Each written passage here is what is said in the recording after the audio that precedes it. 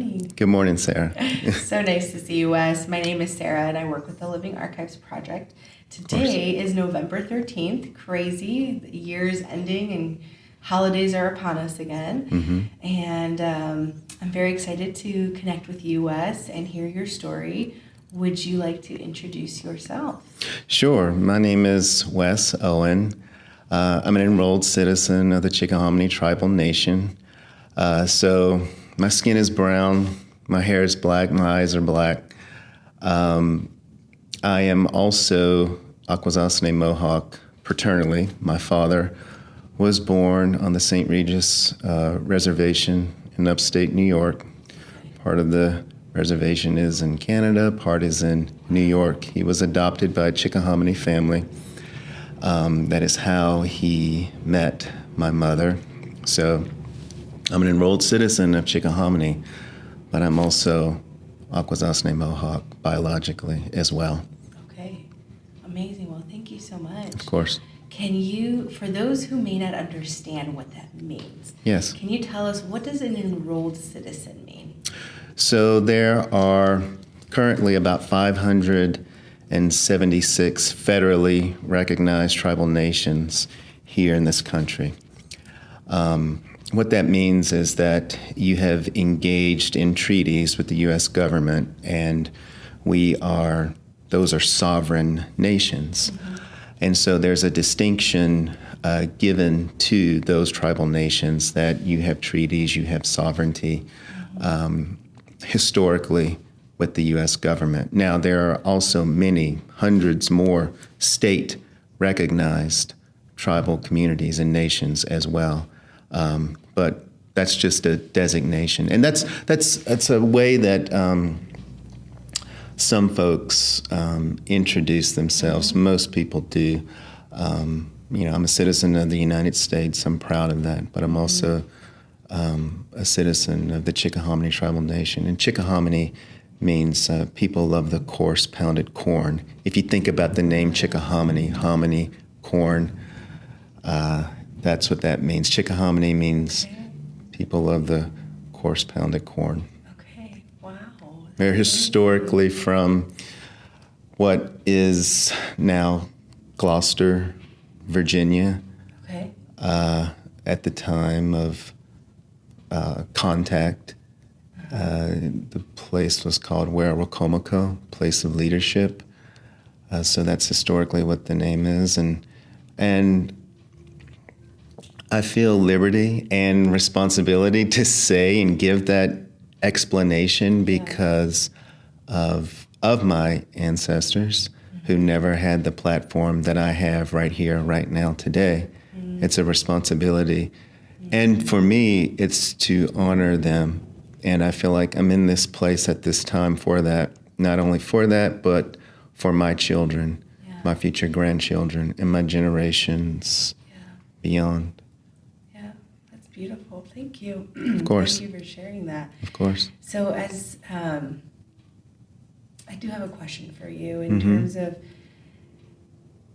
being a U.S. citizen and also being a citizen of your tribe. Yes. And how would you, as someone who is Native American or Indigenous or Native, how would you like to be referred to when people, communicate or ask you what your ethnicity is? Yeah. What does that look like? Well, the first thing, it's kind of funny because people will look at me and say, "Where are you from?"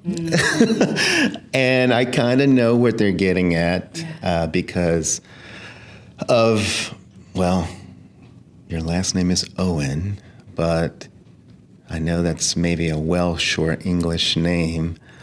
You don't look like an Owen. Yeah. My first thought is maybe you're Hispanic, maybe you're Italian. Yeah.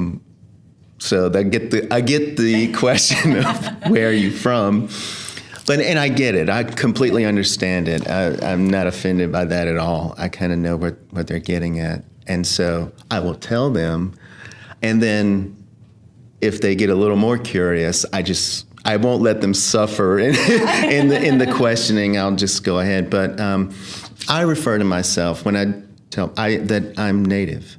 Yeah. I'm Native. Okay. And it kind of depends on the setting as well, because if you go to my hometown, we call each other Indians. We're Indians. Okay. So in a more casual setting, we call each other Indians. If I see someone, my wife is Native as well. She's Lumbee. If she and I are together, we're riding in a car, and we see someone, we're like, "Oh, is he Indian? You think she could be Indian?" We say that to each other because we're more casual. We know what each other. We know what, we know that language, that casual, historical language that we both grew up in. As the world gets smaller, we have to put distinctions on that, because Indian now, we are more sensitive to the fact of, where people come from and how they like to be identified. Yeah. So, long answer here. No, that's great. I'm Native American, Okay. but I call myself Native. If you look throughout history in legal government documents, we are referred as American Indian. There are also Alaskan Natives as well. So it's a lot of, I don't get too hung up on how people would want to, call me. Are you indigenous? Are you an enrolled citizen? Am I Chickahominy? And I'm all of those things, but it kind of just depends on the setting and how other people might understand it, if that makes sense. It does make sense. Yeah. Thank you for sharing that. Yeah. With us. You said when I go back home, where is home for you? Yeah, so home right now, my land is in Charles City County, Virginia. It's a small rural county, pretty equidistant from Richmond and Williamsburg, between Richmond and Williamsburg. And so that's where my tribal community is home.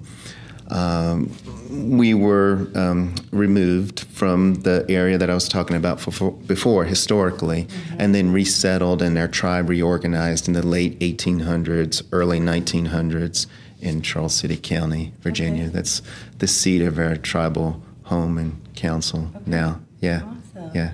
And what brought you to Mecklenburg County? Oh, my wife. Yeah. So there was a Native organization, an event at Chapel Hill that they put on, and you get small circles in our communities, the Native communities, and I met her and was smitten with her, and she was living here and in Charlotte at the time. Okay. And so we had a long distance relationship, and 3 years later, I'm moving to. You're moving to Charlotte. Yeah. That's where we've been for many years. Yeah. And how long have you lived in Mecklenburg? So probably a little over 25 years. Wow. So Yeah. You've been here for a while. Yeah. And you've probably seen a lot of changes. I consider this my home too. Yeah. I have my home, but this is my home too. And you've raised Three kids. Three. 3 kids. Yeah. So we have a 24-year-old son, Okay. a 21-year-old son, and an 18-year-old daughter. Okay. Amazing. Wow.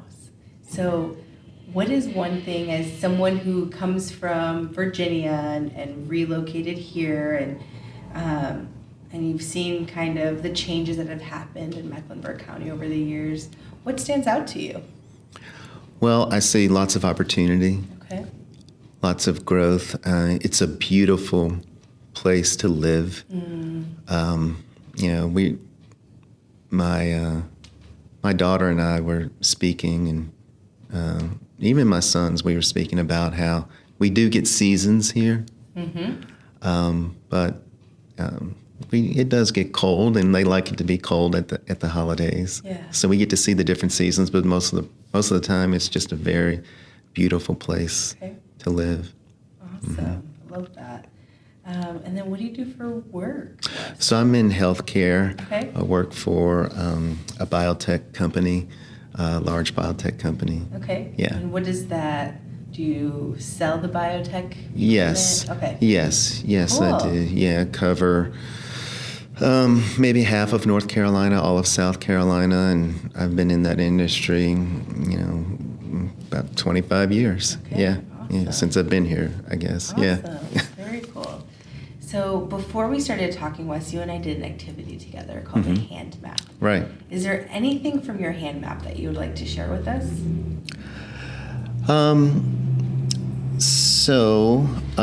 Well, I'll just pick up, Sure. I'm a husband and a father, and I've been married to my wife for, this will be coming up on 28 years.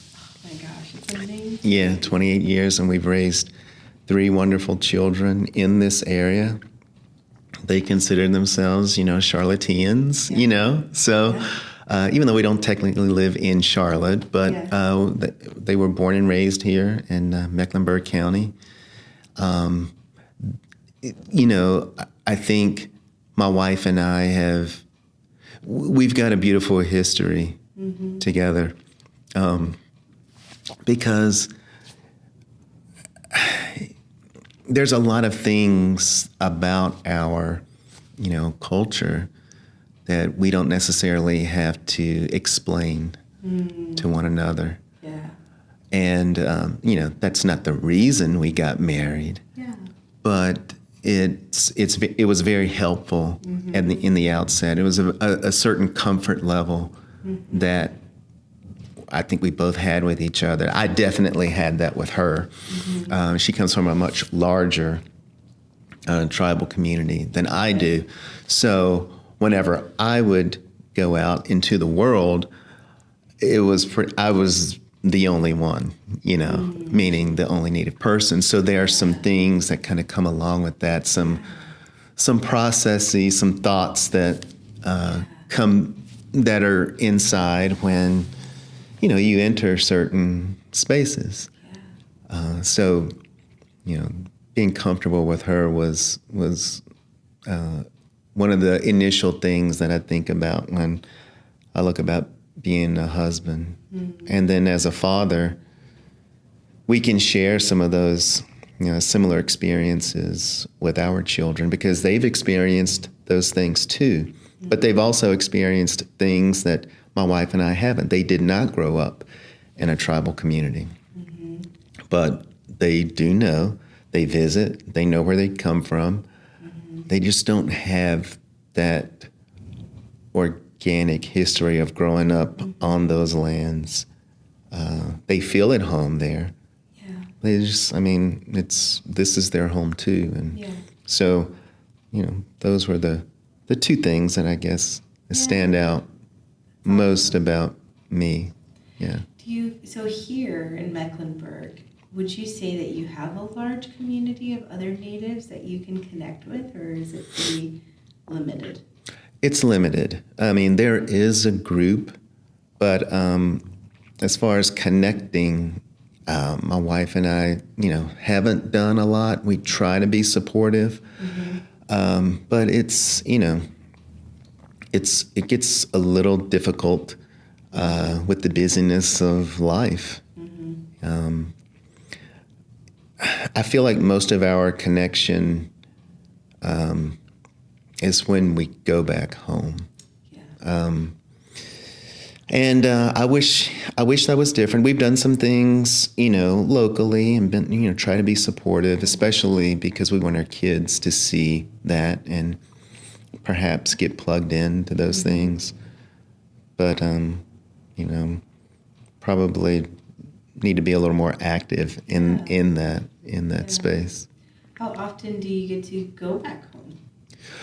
Well, mostly we go back home to my home. Mostly I go back to my home. We have an annual powwow and festival every September. Okay. Unfortunately, we had just so much rain this past time where it was kind of cut short, so I didn't have the opportunity to go back. But just last weekend, I was able to go back, spend some time with my father, and it was really nice. And the land is a big connection for us, for me, because that's where I grew up. Everything that, when I go back to the powwow, and we are on the powwow grounds, I'd tell my kids, I grew up like a mile away from here, across that field over there. And, this is some big event where people are coming from all over the state and out of state, and we're there, but that's my home. That's where I grew up. And so it's just a really deep connection for me when I go back. That's so beautiful. For those who may not know, would you mind sharing what a powwow is and what it means to you? Yeah, so what it means, what it is, it's a big gathering of Native people and non-Native people. And it's, traditionally we, would do our dancing, our singing, drumming. There's food, there's art, work that we have, and it's like a big celebration. It's kind of like, some people would call it like a big family reunion. And so I think modern day speaking, it's more of like a display and a celebration of our culture, what we know of it now. Because, unfortunately, like I was saying, my home is from Virginia, is Virginia. And, that's kind of where, contact historically, that's where it happened. And, well over 400 years ago, over time, a lot of that has been lost. We've been able to salvage a good deal of it, and some of it we've borrowed from here and borrowed from there. And but for the most part, it's a celebration of our culture and of who we are. So, that's beautiful. Yeah, and everyone's welcome. Sometimes when I tell people, they ask me, well, could I come? If they're not Native, they ask me, could I come? And like, of course, we would love for you to come. It's a good way to learn. And I love it. Yeah. To me, I don't know why I'm just getting this in my head. It's like a beautiful large family reunion that's extended. Yeah, because for me, it's a big homecoming. I get to see people. I get to see classmates. Yes. I get to see extended family, and we're all there. So, and I'm like really hungry for it. Yeah. Because I have moved away, and my wife is the same way. She's moved away from her home, and so when she goes back, she tries to partake in many of the things that just aren't at our fingertips living here, like in a metropolitan / suburban area. So for those who may be watching this in the local area, are there powwows nearby that you know of? Yeah, so there's an organization, Metrolina Native. American Association. Yeah. So, they, are still exist. They still exist, and they have events. And I think my wife and I just, back in September, we went to their powwow, not too far from here. So we were able to visit that. And UNC Charlotte actually has a Native student organization as well that we've tried to support and go and be there. And so part of that is, to say, hey, listen, we want these younger students, and when I say younger students, even like our children, we want them to know who they are. I want to be supportive of that. As much as my wife and I try to instill where they come from, they just don't know it like we do because we grew up in it. It's a different lived experience. Yes. And so as much as I can, I try to instill where they come from and who they are, like in really the people that they come from. I tell my kids all the time, and that you're descendants of warriors. You are descendants of warriors, and that is different today. You are a warrior in school. You are a warrior in your jobs. You're a warrior in your community, but you're also a descendant of warriors. Yeah. Your grandparents and your great-grandparents. And so warrior means different a little bit. Today, warrior could be just learning and knowing about your culture so that you could pass that on. Yeah. Be a warrior in that. So, yeah. It's beautiful. Amazing. So important to speak that identity over your kids and to help them understand, even though they do live in a different environment than maybe you have. Yeah. But that's beautiful.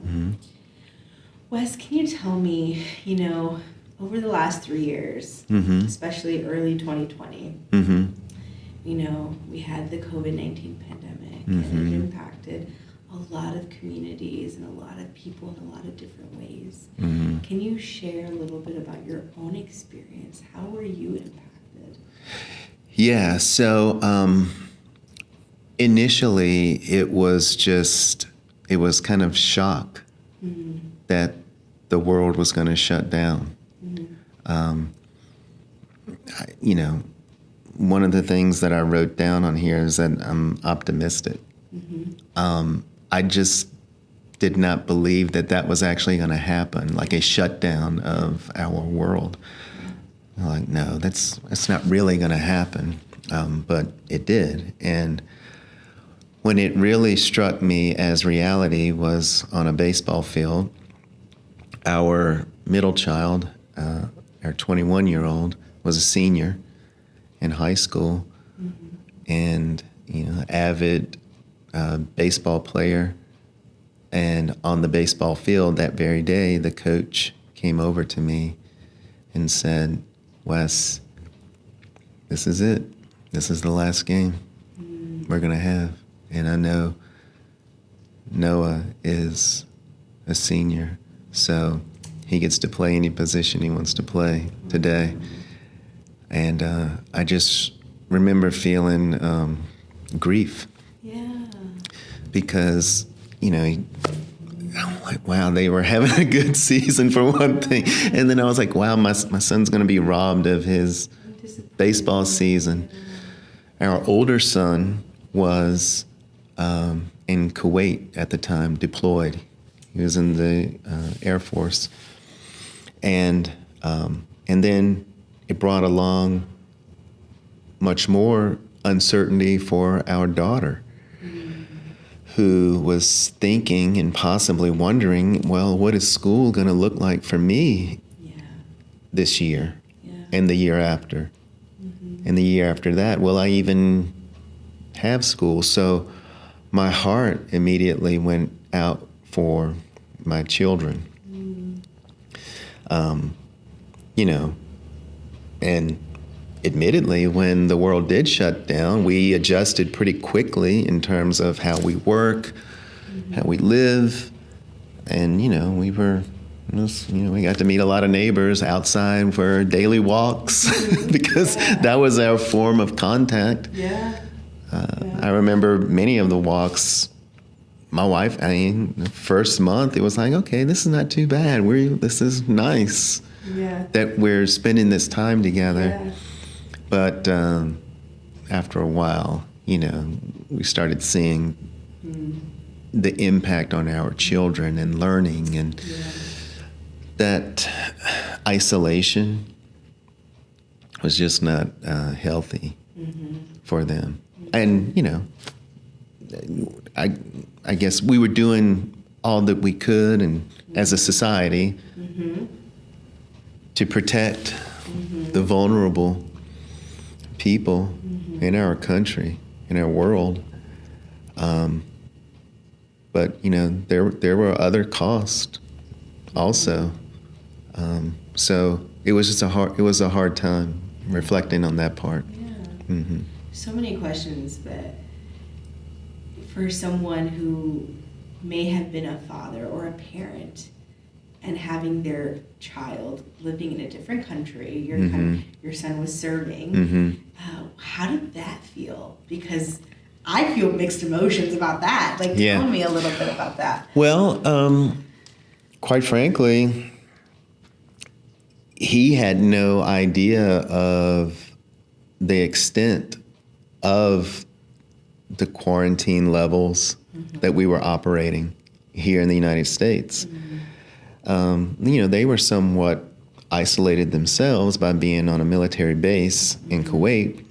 So I don't think that he understood the level of isolation that we were experiencing because, obviously they were taking precautions there, but he was kind of living almost in a bubble anyway by being on a military base. It wasn't like they didn't have the liberty and freedom to come and go, here in the United States. He had a job to do, and he was there with fellow airmen. Yeah. And So so it wasn't quite, and when he arrived home from deployment, he got the harsh reality of, he just had no idea. So in a way, I was almost happy for him that he was not here.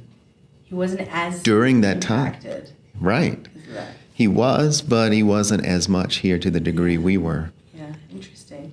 Very interesting perspective. You don't think about that, but very true. And your daughter, you mentioned she's your youngest. Yes. And she was in high school? Yeah, in high school. But,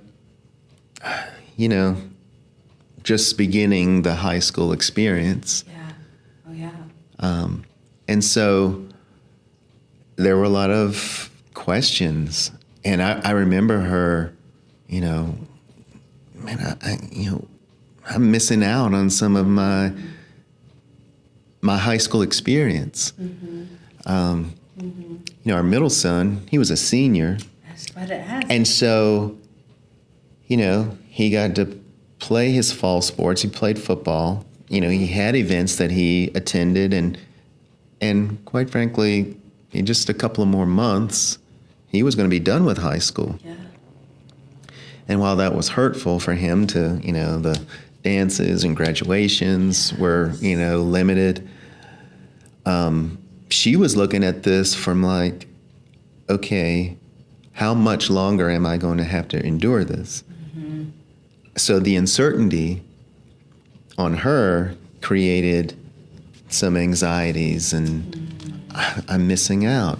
And how much am I going to miss out? And that thought of all of that impacted her in that way.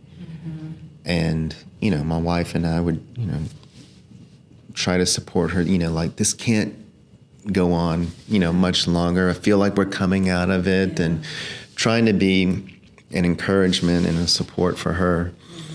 So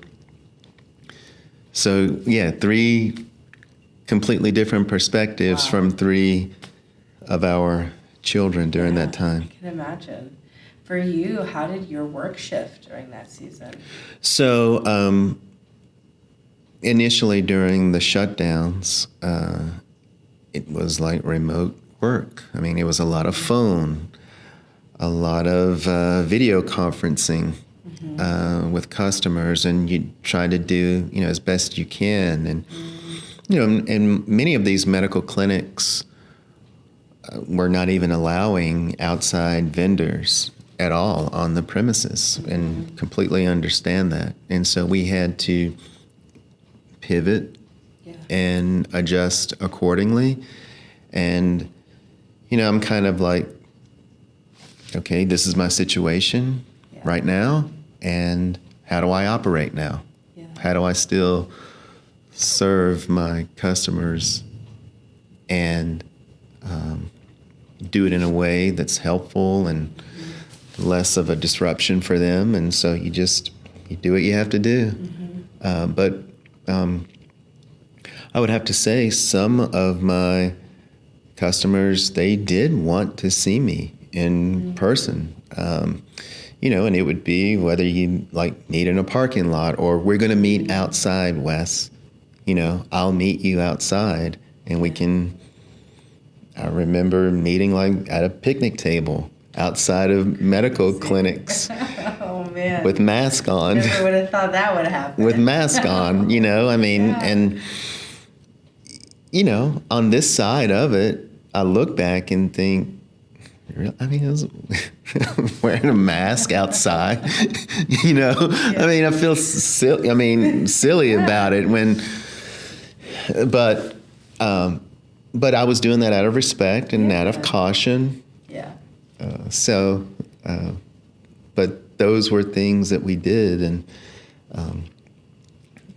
I tried to adapt according to what my customers were comfortable. Mm-hmm. Yeah.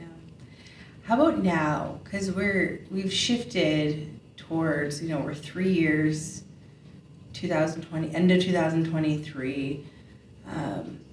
A lot of things have changed. Restrictions have been lifted, and we're kind of in this, what people like to use the term, this new normal.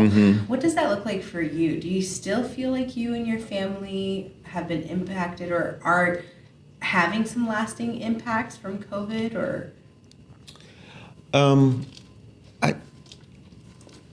I don't think so. I think, some of the milestone things. The first thing that jumps out to me was like my son's graduation. That was the thing that kind of stung a little bit. Fortunately, they did have an outdoor graduation. Okay. But we did move out of that. I think COVID. I think hygiene, washing hands, being careful about, about the simple thing of just washing your hands. Yeah. I think that's a. You think it brought more awareness? I think those things and those just good things that you should be doing have become like common practice more for folks. Going to the grocery store now, you still see people wiping down their carts, and I'm a hand washer anyway, but I'm even more so now, and I'm careful about how many door handles and doorknobs and railings that I touch, and makes sense. And that's not just COVID. That's just anything. Yeah. For sure. You talked earlier how important powwows and your cultural gatherings and connecting to, your roots and your family and your community. Was that a possibility during COVID, or were those have to be put on pause? Those were put on pause, and they were, very cautious about interactions and just the normal business of our tribal business. Much of it was done remotely. Tribal council meetings were done via video conferencing. So we adapted just like the rest of the world.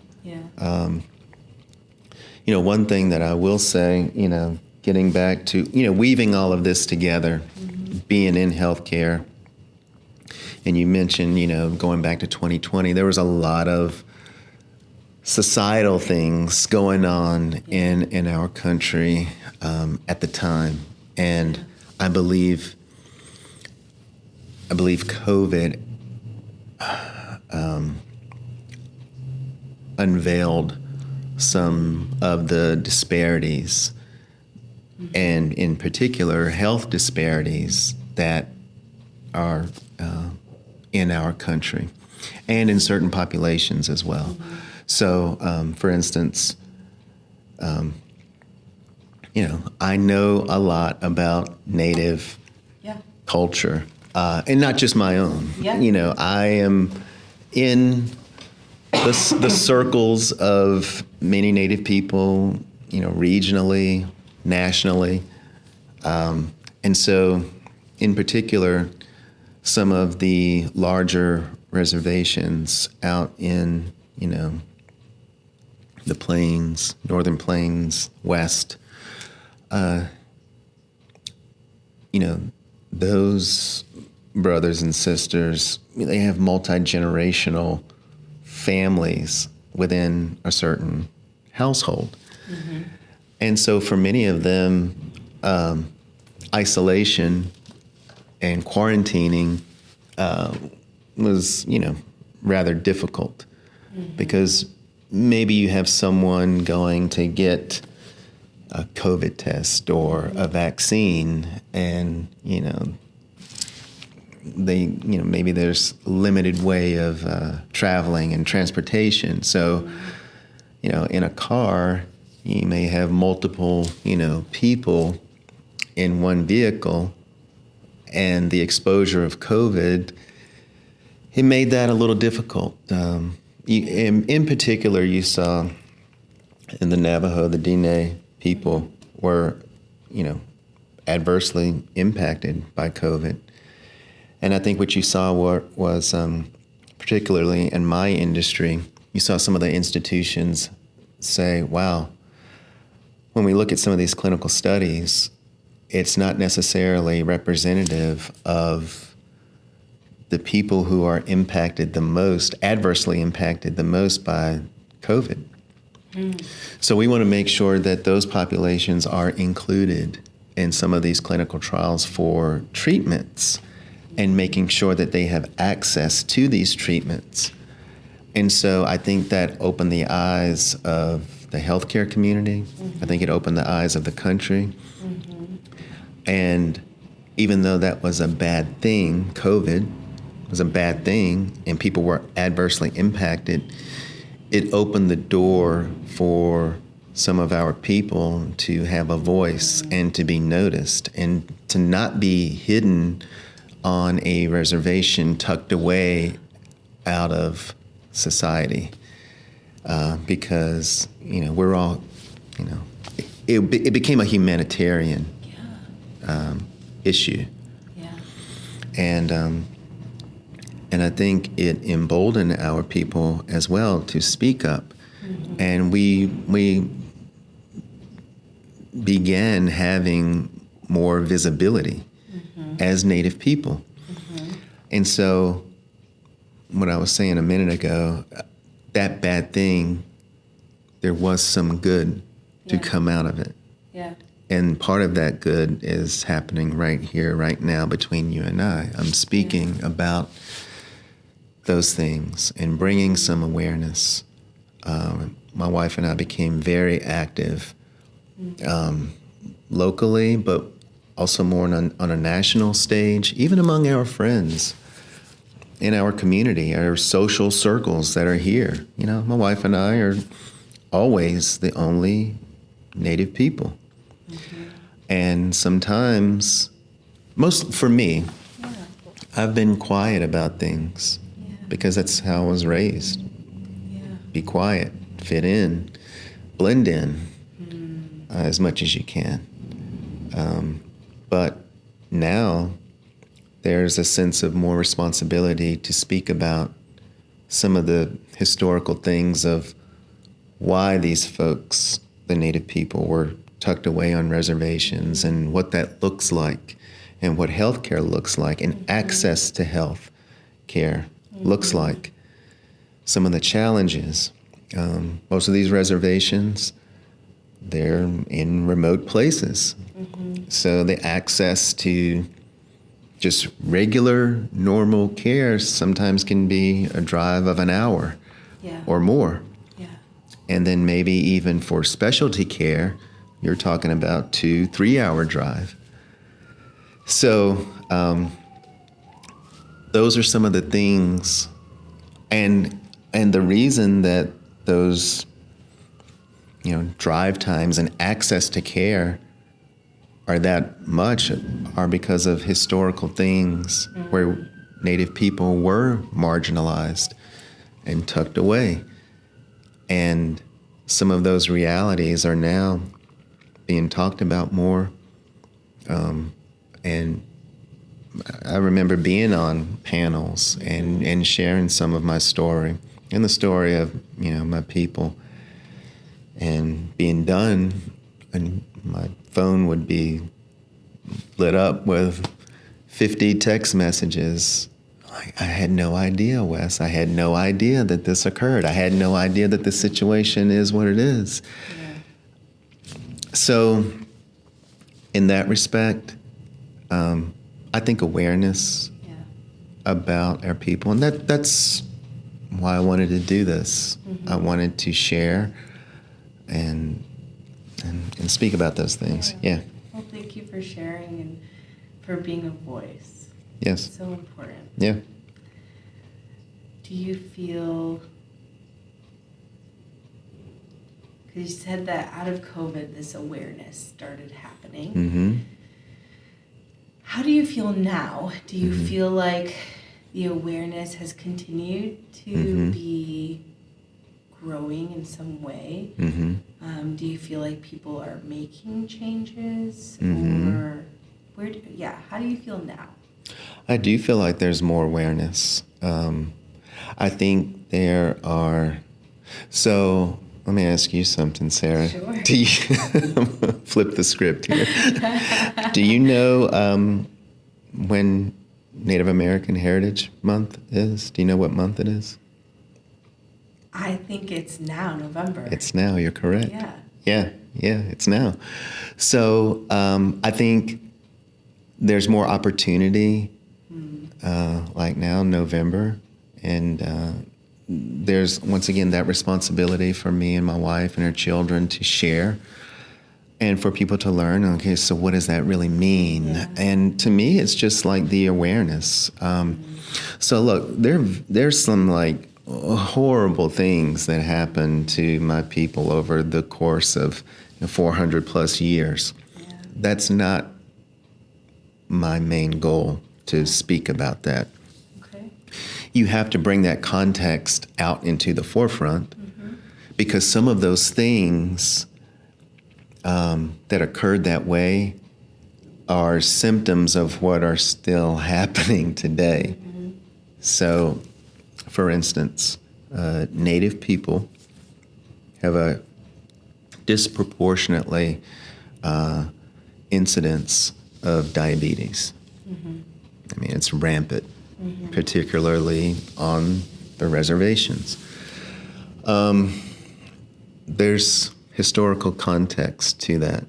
So many of our people, we ate organically. we were farmers, and we ate natural foods. When reservations were created, they were essentially, and this is not a exaggeration, they were essentially concentration camps. They were where to keep people in one place. Many of those places were undesirable for hunting and for farming. Yeah. And so during those times, there were treaties struck with the United States government where food would be brought to the reservations. Well, many of those foods were high in starch, high in preservatives and like refined flours, things like that, sugars.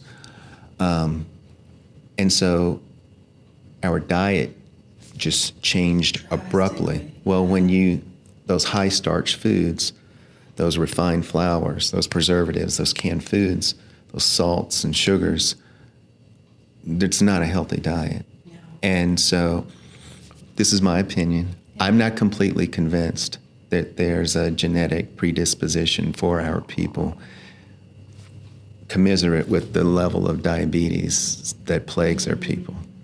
I believe there was a connection with those foods and with those ways of living and being isolated like that. And that convenience and that dependence that was built on that. And we kind of became people who we were not supposed to be. We were supposed to be the people who we were before contact, eating the good foods, eating the vegetables, eating the good meats, harvesting the good foods. And so when you look now, well, why do Native Americans have such a high rate of diabetes? There's a link in a history that goes back more than 200 years of why that may be. So when I talk about awareness, those are the things historically that people don't connect. Yeah. Oh, man. I can continue this conversation, but I just realized we're already at 45 minutes past. So I want to honor you and respect you and your time as well. So I'll follow up with one last question. Is there anything else that you would like to share with us? Yeah, so this is what I would like to share. So, and from a cultural perspective, and the things that affect me and my family are not like ancient history. So, when people say sometimes, when we talk about disparities of health or marginalization, oh, well, didn't that happen like 200 years ago? Aren't we over that? Come on, let's all be one, happy family now, And yes, I get that. I want that also. But I want people to understand that there were things that my parents, they were not allowed to be married in the state of Virginia and have their accurate race recorded. So many of the Native people had to go out of state because the state of Virginia had adopted, there was legislation that there were only two races, black and white. And so many of them, had to move away. My grandmother moved to New York, and they were basically housekeepers. They weren't going to live in a state that did not, honor them. So when we talk about these histories, and I talk about, contact back in the early 1600s, some of those things still affected even my parents today and my grandparents. And so what I would say is when I talk about these things, it's not to shame and blame people who are not Native. And people who don't have that ancestry, but it's important to know. It's important to know that this is why we talk about it, because it was my parents. It wasn't like, 200 years ago, look what happened. No, this was my parents, and these are my grandparents. And so I think there's an exhaustion sometimes in this country when people say, oh, I have to recognize you for that, and I have to recognize this group for that, and that group, and there's an exhaustion that builds. I get that. I do. But we as Native people have never had this platform before, and it's like I want people to understand that we are not a people who want to shame and blame. You're gonna have bad actors everywhere, but for the most part, Native people are not like that. We just want to be seen and heard, and we want to be visible, and we don't want it to be like a flash in the pan. We want to be here. We want to be seen. We want to have a voice, and we want that voice to be recognized and to be seen. So, that's what I would end with. Thank you, Wes. Of course. I will end with saying, I see you, and Thank I you. hear you. Thank and you. I thank you for this honor and this privilege of sitting here and hearing a piece of your story. There's so much more, but thank you for that. And thank you for your vulnerability and for being a voice for your community. Thank you. Appreciate you, Wes. Thank you.